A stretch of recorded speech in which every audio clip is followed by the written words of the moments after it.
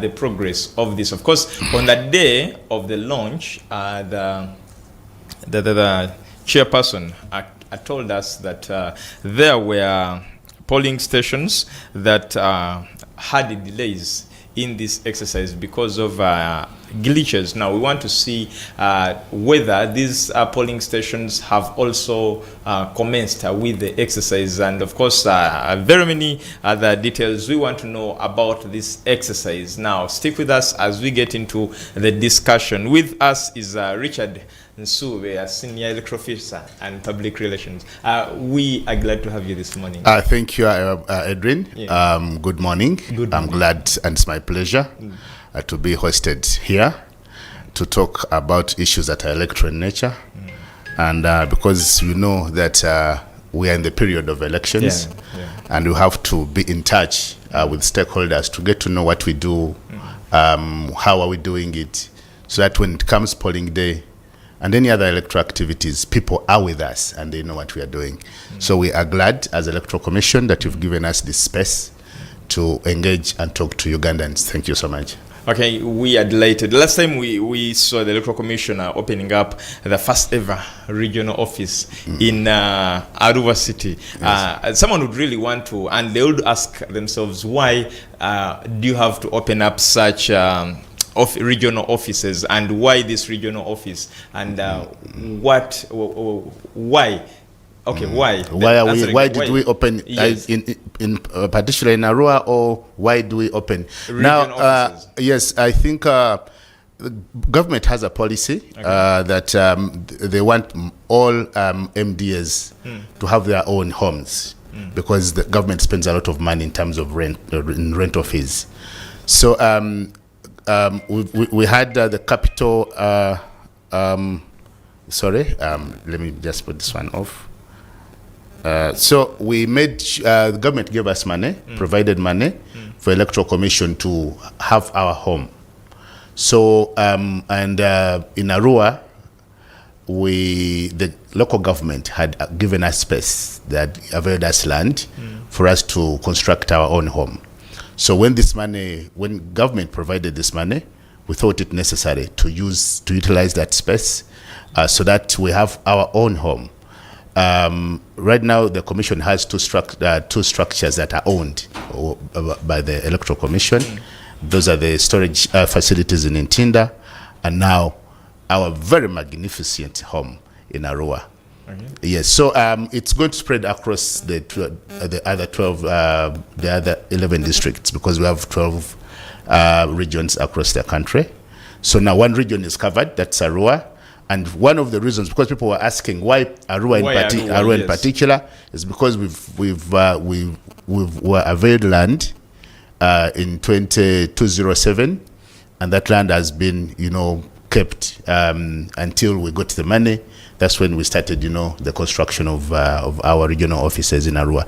But this it's going to spread across the rest of the 11 regional districts across the country. So does it mean that in the other regions you've not yet secured land?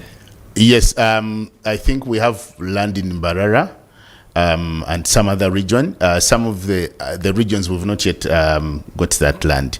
But once we get the land and the money, very soon I think we shall have our own homes across all the 12 regions. So maybe to try to understand the kind of work that is done in a regional office, because we see you have district offices. Yes. And now what about regional offices? What is done at regional offices that cannot be done at district offices? The commission is structured in a way that we have the headquarters that houses the commission and members of management and other technical staff.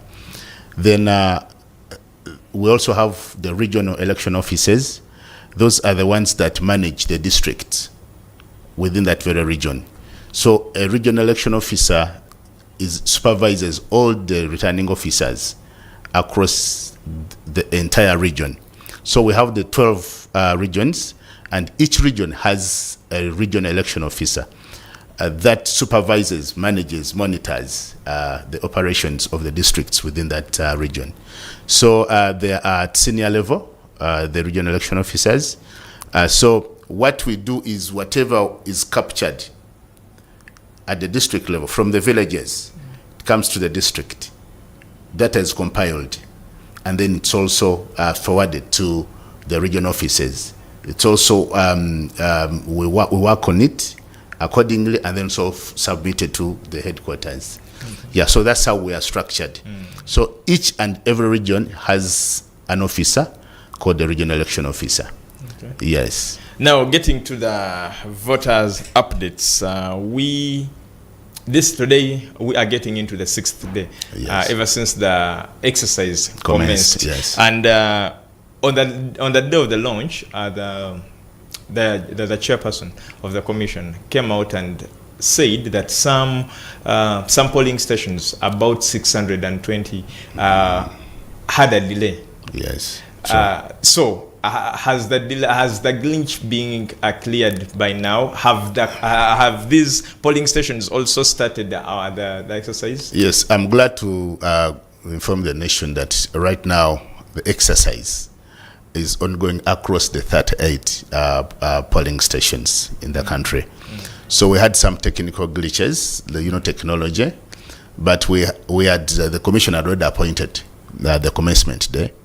So we had to first of all avail the registers to all the polling stations that didn't have glitches, as we work on the ones that had glitches. Right now the exercise is ongoing, and the polling stations that had issues have so far been rectified, and the exercise is going on well. So should we expect an extension, especially for those polling stations, because they didn't start together with the others? No, there's no extension. The display exercise is by law supposed to be conducted within 21 days. We just appeal to Ugandans, all political actors, all stakeholders, to make sure that they mobilize the citizens to Uganda, and check their particulars, the different activities that are undertaken under the display exercise. We are not going to extend the display exercise for those polling stations that had technical glitches. And to be sincere, I think it was for only 3-4 days. So after that, they had their registers. So we're not going to extend, and I want to say emphatically that there's no extension for this display exercise. There's still time, a lot of time. We can say we have like 17 days for Ugandans to go and make sure that they participate in the display exercise. So that's what I can say emphatically, that we don't have any plans to extend this exercise. So people should run very fast and... Yes. And like we said, even if you said 5 days, good-willing Ugandans who are very active can go and cross-check their particulars. Of course, I'll go through later what is entailed in the exercise, but they can go and cross-check within 5 days, and everyone can go and cross-check and find out whether they're on the register, whether they're missing on the register. Even if we give Ugandans 100 days, I'm sure there are those who will say, please extend. And you remember, we work within timelines. So every extension affects another activity. So we cannot afford to do that. Yes. You talked about timelines, and remember this was earlier postponed. So I now see there's... But talking about the exercise, what is entailed in the exercise? What should someone expect when they get to their polling station? Let me talk about the postponement. Now, when we are planning our electoral activities, we plan for some days and say maybe we have from April to May. That's when we shall conduct a particular exercise, maybe the display exercise.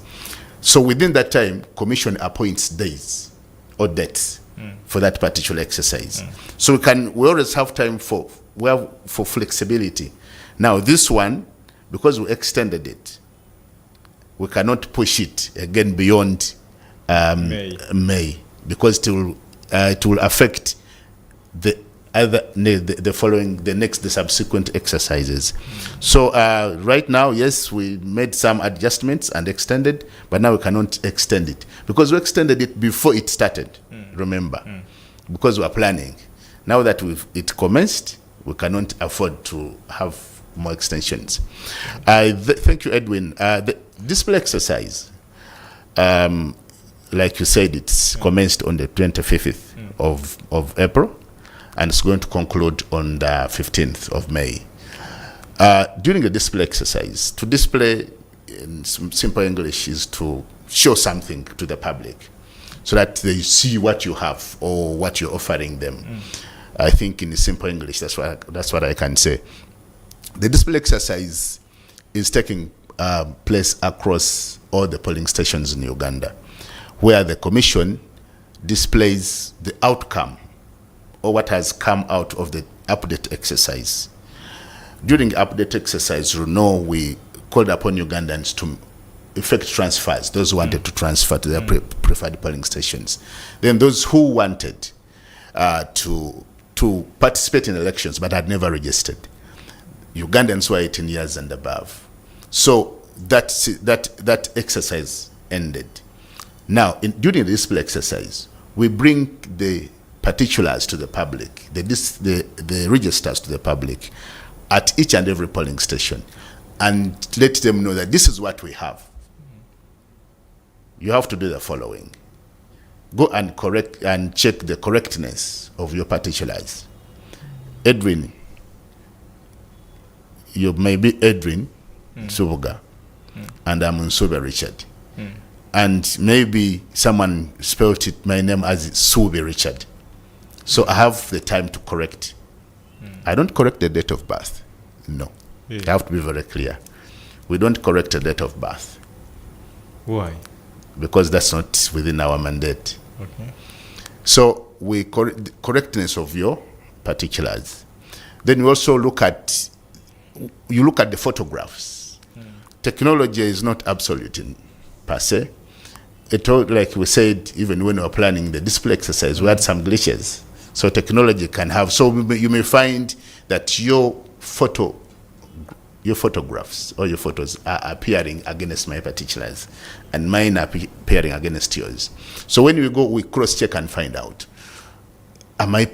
is this my photograph? Is it appearing against the right information? So in case there's anything, you report to the display officer, because each and every display center, polling station, has a display officer deployed. So we look at that. Then we also look at those who are appearing on the register or who are missing on the register, but either need to be removed or need to be added.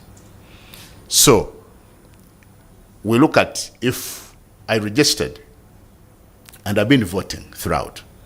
I go to a particular polling station where I've been voting from and I'm not appearing there. And I look across and I'm not appearing anywhere. So I can make a case for me to be included back on the register. If I'm appearing on the register, but have the following: I'm not a Ugandan. So I'm not supposed to appear on the register because I'm not a citizen of Uganda.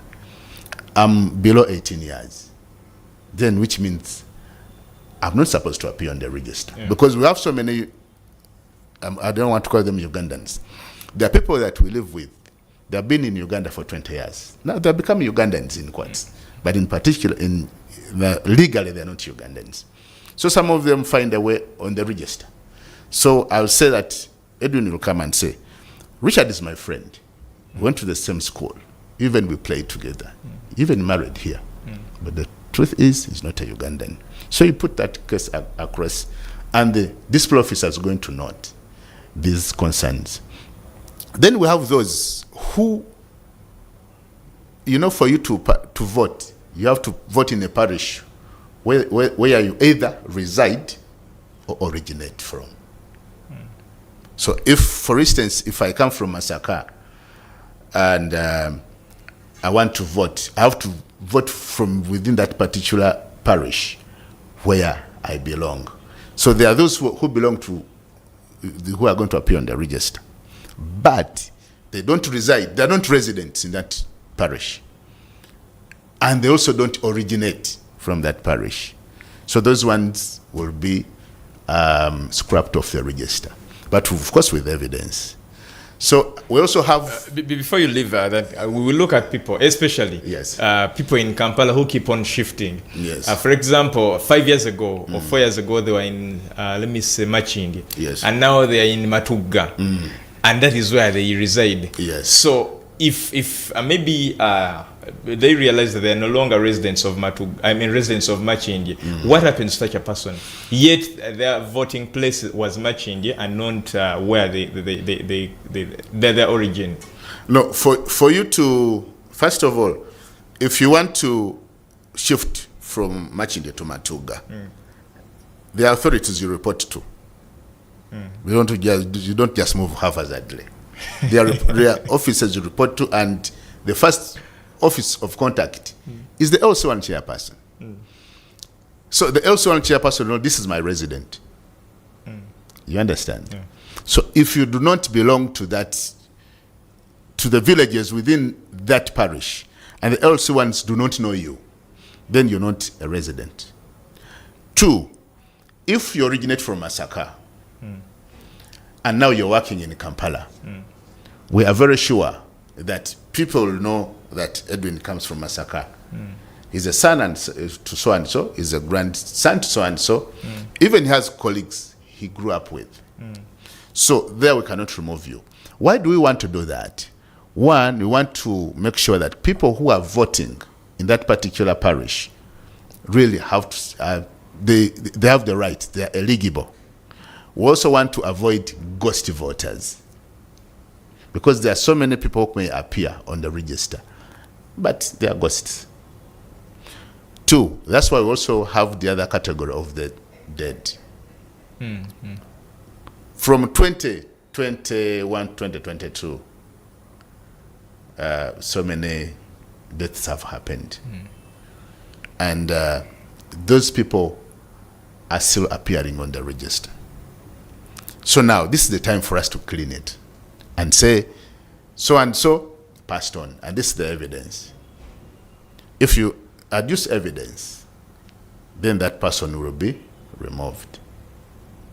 But this is the process of removing, because I don't just come and proclaim that Edwin is 18 and is scrapped off the register. There are processes. I'll go to the display officer, I look through, because like I said, when you're displaying, we are going to pin the register against a hard surface, either a wall, a tree, and it's spiral bound. You can keep on flipping through. So I land on Edwin. Edwin, yeah, I can see he's very smart, and but this young man is 18, he's below 18 years. So I'm going to fill a form for deletion or removal of Edwin. I put my particulars as the complainant, or someone who has the query against someone that I'm querying or complaining about. So I fill a form and I put the particulars and the reasons that I've given. Then, after the display officer has captured all this information from different people, he or she is going to submit these particulars to the tribunal. Now, there's a tribunal at the polling station? Parish level. Parish level. Yes. Okay. Now, this tribunal is composed of 5 people. 2 elders, 60 years and above. Why? Because we think they have they have information of whatever has happened around. So they know people. Within that parish, they know. Now, one has to be male and the other one has to be female. Let me say man or woman. Then the 3 are seconded. They belong to the political parties within that particular area. So that, because we want to make sure that even the political parties are represented at the tribunal. Because the tribunal sits and looks at the recommendations from the people on the different forms that have been submitted for either inclusion or removal. So they look at it. Now, I want to also be very categorical. these tribunals are not appointed by the Electoral Commission. Yeah. No. Then where do they get the mandate from? Now, these tribunals are appointed by the judiciary, through the judiciary. Because the tribunal has some powers within the law. You know what a tribunal can do. Yeah. And unless whatever it has done is not right, you can appeal. But a tribunal has the powers. So, previously, it used to be a duty of the Electoral Commission to appoint them. The laws were changed. Now, the magistrate within that electoral district appoints the tribunals. Now, this tribunal, the role is very clear. Look at the recommendations, whatever has happened from the recommendations from, or the complaints from the display officers at the different polling stations. They're forwarded to them, and they look through. Now, these are the ones that will determine that, no, Richard is complaining about Edwin, but Edwin, the truth is this young man is above 18. Is there room for the tribunal also calling the one being complained about? Yeah, there's that one-on-one, because they can call you and say, Richard, you've complained about so-and-so. Any evidence? Edwin, Richard is complaining about you. Because we do it in open. We don't want to do it in secret. They'll say, so-and-so has complained about you. Is it true? But then, apart from that, we also have a period for the display of the recommendations from the tribunals. Whatever they recommend, you also display it. Now, I don't know that I'm with you. we want to understand. Yes.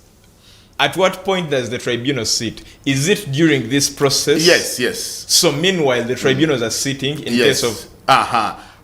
Right now, yes, the tribunals are sitting, because I think it depends, but mostly every after 1 week, okay, these recommendations are taken okay, to the tribunals for scrutiny. okay. Now, at the end of the exercise, their recommendations will also be displayed for the public at parish level, for the public to also know that whatever the tribunals have recommended is also in public. People will come and you say, the tribunals also okayed Richard to be off the register. But the truth is, Richard is not dead. I have evidence. Richard is recommended to be included on the register, but I have evidence that this young man is not a Ugandan. So there's also that period. So what we do as Electoral Commission, we want to make sure that whatever we do is people-centered. Some people have accused us of, doing things, but whatever we do is we put it in the public, and the public decides. Okay. Whatever has come out of the display exercise now will inform the register that is going to be used for the subsequent electoral activities, as the nominations and then the polling. Well, we are taking a short commercial break. When we return, we are coming back with this exercise. Now we realize that there's quite a lot that happens, more than just going and ticking against your name. So we are coming back shortly. Stick with us. Issues at hand.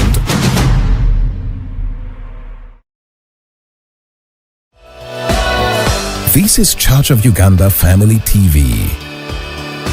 Enriching lives. Regulated by the Uganda Communications Commission.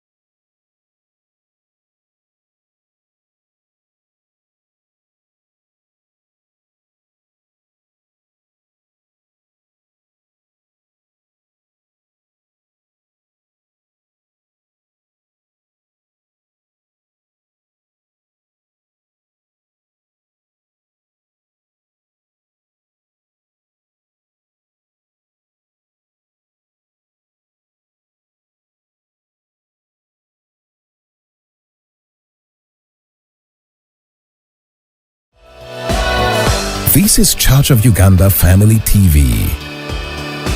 Enriching lives. Regulated by the Uganda Communications Commission. Issues at hand. Welcome back from the commercial break. We are looking at the register updates, and of course, there are a lot of things that have come through, especially when it gets to the voter update. Now, you as a responsible Ugandan, this is your responsibility as a citizen to be part of this electoral process from now to voting. Don't wait to come and cause commotion on on polling stations simply because your name doesn't exist in the register. There is a process that is supposed to be taken. Now, Richard, we look at people who are we look at people who are abroad. Yes. Maybe they've been there for quite some time, and they're intending to come back. Yes. And be part of the 2026 elections. Yes. So what is going to happen to such people who are not even sure whether their names still exist in the voters' registers? I thank you very much. I think I want to answer it in two ways. Yeah. There are those who are abroad but missed out on the update exercise. They are not going to participate because they are not registered voters. Now, there are those who are abroad or any other area. But let's stick to the ones abroad. If, Edwin, you're abroad and you want to be sure that you belong to the register and you want to participate in voting, either as a voter, as a candidate, because the law allows you to do that, you, first of all, you can call someone in Uganda and ask them to check for you if you do truly exist on the register. Richard, I know the display exercise is ongoing. Go and cross-check for me. Then there are those who are there but may not want to call someone because it's kind of laborious, calling and blah blah. You can visit our website, www.ec.or.ug, and then you feed in your particulars. It brings the polling particulars, and then you feed it in, and then it will show you where you vote from. Now, that's the category for those who are existing on the register. This also happens to someone who is in Kayunga, or in Kamuli, or in Bushenyi, but their polling stations are in Kampala. Still, you can do the same. So tell someone to ask someone to cross-check for you, or you can go through the same process via our website. So we can say that really anyone can know where they vote. Technologically, we are there if you visit our website. Okay. Even remotely, you can call someone. Please help me check if my particulars. What does, even this helps you to locate your polling station early enough. We reorganized polling stations, demarcated electoral areas. So some of these electoral areas were either merged, combined, or split. You can find, if we had a full Nakawa, now there's Nakawa East and Nakawa, something like that. You get it? Yeah. If there's a particular sub-county, it had only one woman councillor, it has been split. Or two sub-counties have been. So that also at times affects the polling stations. So you may find that if, for instance, there's a parish that was created by law, a parish should have at least one polling station. So this parish was split from a parish called, a sub-county called Edwin. It's now called Richard. Now, for you, you're abroad or you're somewhere and you're very sure that I vote in a parish called Edwin. You get it? Yet now you belong to Richard. So that's what I wanted to simplify it like that. So for now, it's better for you to cross-check and find out which is my exact polling station. One, it helps you to avoid, moving around during polling stations. During voting. From one polling station to another, looking for, for your particulars. Then during this very exercise, we shall also, there are voter location slips. You know, you go and look through and find out exactly where you belong. So we want people to know right now where they vote from, so that when you're in your office, you're very sure that from this time on polling day, I'll move from one particular area to the polling station without, trying to sample different polling stations.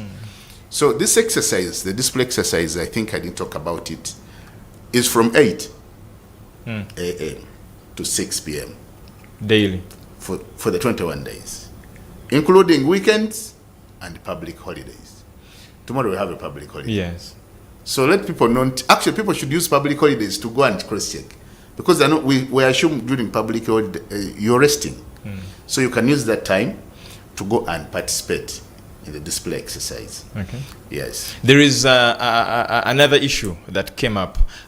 This is about the students that were registered in schools by NIRA. Yes. And by now they have national IDs, so they believe that by having a national ID, I qualify to vote. Yes. I'm eligible. But they don't have polling stations. Yes. So where does this leave them? Now, maybe a simple background. NIRA registered because that's their mandate, to register citizens. So they were registering Ugandan citizens to acquire citizenship. Now, some of them had not clocked the age of 18. And but for NIRA, if you're 16, they can issue a national ID. Now, when they were registering, it was optional for you to choose. Even now, it's still optional, because voting is not mandatory. It's not a must. It's a duty. It's an obligation. So, when they were registering, they could come to Edwin and say, Edwin, they register you, you give all the information. When it comes to that section of polling, the polling station and everything, most of these students didn't know where they belong exactly, which are the polling stations, so they skipped that. Most of them have now attained the age of 18 and above now. So during the update exercise, we called upon most of them to come and verify and make sure that we allocate them polling stations. Some of them could not, for various reasons. Now, we as Electoral Commission are going to display lists at each polling station of those who are registered by NIRA during that continuous registration as students, as learners, and now they have clocked 18 years, but they are not on the register. We are going to display that list so that when you come with evidence of registration, say, I'm Edwin, I'm Richard, I'm not on the register, but this is my registration form. So we look through, and then we can allocate you a polling station. Because in the system, we can know that this one, you can say, now this is my polling station. We can allocate you a polling station. Because there's evidence from NIRA that you registered around this time. There's also evidence that you are 18 years and above. Once NIRA qualifies you to be a citizen, what the Electoral Commission wants, are you 18? If you're 18, then you belong to then we put you on our register. So those lists are displayed at the various polling stations. So meaning they can go at whichever polling station and check? You can check, and because the list is there. Okay. The list is there. Now, if I found that, if I found Edwin, and I'm sure Edwin is not is on the list of those missing on the register, but is on this list, so I can call Edwin and inform him or someone that you see you on the register, on the list of those who are missing polling stations. Please come and make sure that you are located at the polling station. Yes. Let us now talk about the registers of the special interest groups. Yes. Because the exercise is also on. Yes. So what are these special interest groups? Which groups fall under this category? And thank you so much. The Electoral Commission has a national voters register that has all eligible voters. Now, that's what we call universal adult suffrage. Those who vote, because if you belong to that register, if you're casting your vote, it's a university kind of open. Now, there are those particular people who vote for their leaders from the village level up to national level. And those are the youth, abavubuka. Then we have the older persons, the one we call abakadde or bakuzekuzem, those who are 16 years and above. And then the people with disabilities. Now, we as the Electoral Commission recently had a countrywide registration of people with disabilities. So we have extracted that particular information of the National Voters Register. And then we came up with the registers. For young people, the one we call the youth, it's easy because it's by age. That one is easy. For the older persons, it's also by age, so it's easy to know. So that the registers are there. Then for the people with disabilities, we, like I said, we had a countrywide mapping. And then we came up with those, we got the people with. But for you to belong to these particular registers, you have to have earned your place on the National Voters Register. I don't know whether you're getting it. So now we have those particular registers displayed up to the 8th of May. Why is their time shorter than the other, yet it's all registered? It's all registers. For the National Voters Register, it's mandatory, 21 days. For the other ones, it's we want to pick it early enough and also start the processes because the elections are starting. They are starting soon. Okay. So we want to get that information early enough so that we start the processes that lead to the elections. So that's why it's a bit shorter. And then two, these registers, like I said, we are starting very soon. And then these registers, like I said, they're for 14 days. Only 14 days, the other one is 21 days. We want people to come early enough and tell us, identify the young people, those who are 18 years and below, 30 and below. So that I don't know how old you are, don't mention your name, your age on TV. So that we don't see a certain Edwin who is 35, because he looks youthful and is belonging on the register. Want Edwin to be off the register. Want Edwin who looks 35, but actually is 18 years, is between 18 and 30, to belong to that register. So we also encourage people to come and look at these registers, especially people with disabilities, because that's where the contention is. People with disabilities, people think if you have a disability, you have to be a mulema, physically lame. But there are so many different categories that qualify you to belong to that register of people with disabilities. There are also people who assume they belong to that category. Now, which categories do you consider as Electoral Commission? There are so many categories. First of all, we have the blind, we have those with physical deformities, we have the albinos, people with albinism. Then we have we call them those ones with who are short and the little people. I'm coming to those who are short and their physical growth was stunted. So we call them the little people, because I wanted to qualify it so that when you say little people, some people think you're talking about kids, children. So we have that category of people whose growth was stunted and they have some deformities. So those ones are little people, and we have those who have the hard of hearing. They cannot hear, the blind, the deaf, and some other categories. But all these are defined within the law, and the different types of disabilities are also outlined. So when you go and look at, you have to belong to any of those categories.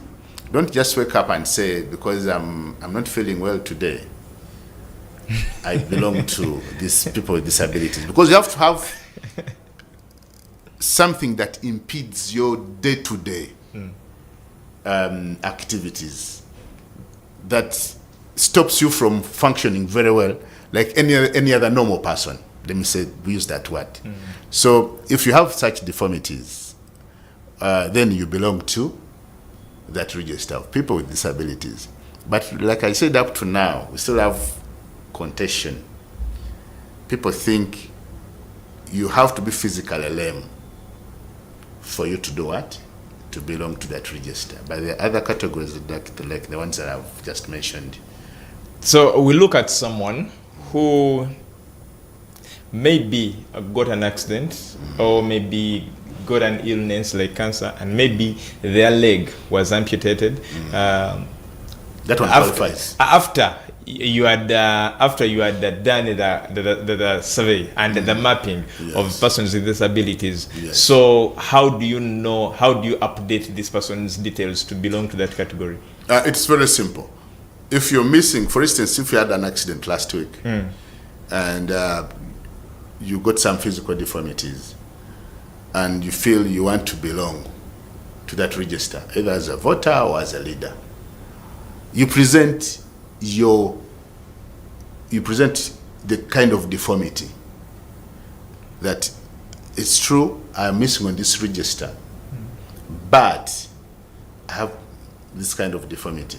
Because why would we display? We said, for those who are on the register but they do not belong, and then for those who are missing on the register but they belong, they are eligible. This display has two ways. There are those existing but they don't qualify. We shall remove. Then there are those who qualify but they are not on the register. So if you have a certain deformity, any, apart from the physical, but the rest of these deformities, you approach the display officer and put your case across. My daughter, my son, my friend has a physical disability. And this is the category, because even the category has to be there. You indicate it. Like we said, even that will also be looked at by the tribunal. You get it? These registers 6 also be looked at by the tribunal. Now, if the tribunal says yes, they include you. Because remember, you're already on the register, we have your particulars on the National Voters Register. Blah, blah, blah, blah, we include you. If they think you are trying to play games, they'll say no. But even after that, like we said, we shall also display these things to the public, the outcome. So even as the general public will come and say, but this gentleman here, it's true he had an accident. And his leg or arm was amputated. So he's no longer able to carry out the functions of any other person. Let me not use the word normal, any other person. So he has some kind of disability. So he belongs. We have people who come and say, they proclaim that they're impotent. And so they're they say with disability. Yes, they'll come and say that me, I have a disability. I'm impotent. Yes, I cannot function. So you prove it, but like we said, for you to belong to that particular, you have to the day-to-day activities. Impotence is we don't look at it as a day-to-day activity, but if you want to qualify it, you go to the doctors and they write for you. But according to the law, impotence is no longer part of people with disabilities. What about this? I've not heard you talk about this other category of people with mental disabilities, mental illnesses, which are seasonal. On and no, off. those qualify. Okay. They do qualify. Okay. They do qualify. I didn't exhaust all of them, okay, but I talked about those that we always interact with. Okay. The albinism, those people whose growth has some issues, the ones who call little persons, the deaf, the blind. Those are the ones that we always interact with. But the mentally disturbed will come, and also because we registered them, they are also part of that category that has disabilities. So are there The special... ones that are on and off, yes. Are there special desks that attend to these people, or they also have to line up in the same queues? They're the same people working on them. Those on the other bigger register, and then the one for special interest groups. Fortunately, the display exercise, like we said, it's you go and find something hanged up, because that's what we're hanging them. You come and, flip through. You don't have to have a display officer here with you. The display officer is there to guide you. Now, whatever you see that has issues, you come to them because they are forms. Now, if the issue is with someone with a disability or special interest groups, you fill forms because they are there. Remember, unless you cannot write. That's when they write for you and you sign. But most times you come and write by yourself. So you can have issues with someone in the National Voters Register, at the same time issues with someone in the 6th register. You present the same complaints on different forms. So it's the same person. Okay. It's the same person, but they are not overwhelmed because people are not lining up to them per se. People will go flip through, look through, and say, okay, I have no problem with the register. They move away. Yes, there's some issues with the special interest groups register. They come to you, they will tell you, then they give you the particulars, you look through the person they are complaining about appearing on the register, or the person they are complaining about missing on the register. Someone missing on the register, you have to present their particulars, because remember they are not on the register. Yes. So you should have their particular voter number, NIN number, and the reason why you want them to be included back on the register. So it's one display officer, and this display officer, and remember, every after 1 week they take away the things to the tribunal. So they are not overwhelmed with a lot of work. Okay. Yes. Well, as we wind up this discussion, give us your closing remarks, especially calling upon people to come and be part of this exercise, because like you told us, there is no extension, so they shouldn't expect any extension. Emphatically, there's no extension. Ugandans, we need to, my appeal to Ugandans, and when I say my appeal, is the appeal from the Electoral Commission, is please, all stakeholders, Commission does not work in isolation. We do not work in a vacuum. We work with stakeholders. A clean voters register is a cornerstone of free, fair, credible, clean elections.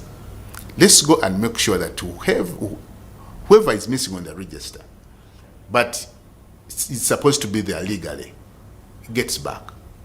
Let's make sure that whoever is on the register but is not eligible enough to belong to that register is removed. Political parties and organizations, the media, churches, religious sections, voters, let's make sure that we mobilize Ugandans to go and cross-check, because this is the last update of the register. We call it display, but update because we are still making changes. When we close, if I'm not a Ugandan and I'm belonging to that, I'm going to vote. If we close and I missed out on the register, but yet I had this window to belong, I'm not going to vote. I can give you a particular, just in a very in a second. We move around and people asking us, can I transfer my particulars? Can my son has never registered, can my daughter? So you remember the extensions during update, we kept on extending, calling upon Ugandans.